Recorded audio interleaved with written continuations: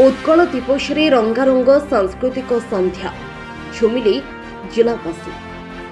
April 1 रे ओडिशा स्वतंत्र भाषा भित्तिक राज्यर मान्यता पाइथिया बेले ए दिनटी को समस्ते उत्कल दिवस पालन करिथांती।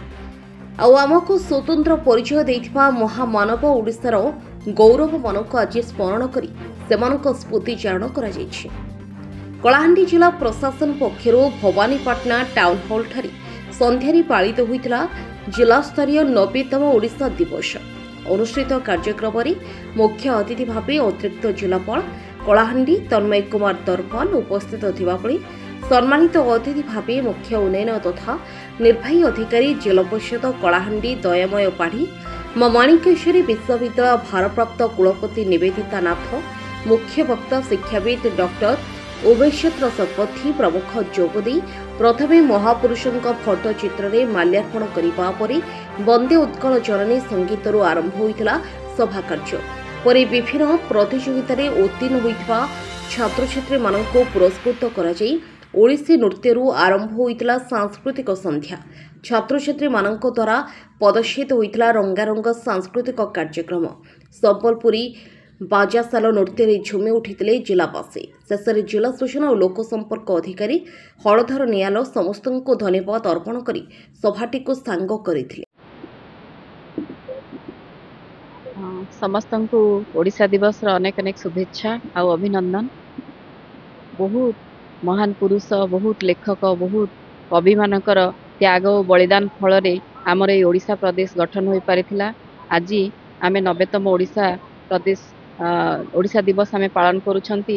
एई परिप्रेक्षी मु कहिबी सारा विश्व रे जेमिति भारतर संस्कृति एवं सभ्यता अनन्य सेपरि सारा भारत रे ओडिशार संस्कृति बहुत बलिष्ठ। ओडिशा रे 62टा प्रकारर आदिवासी जाति रहंती 13 प्रकारर आदिम आदिवासी जाति रहंती।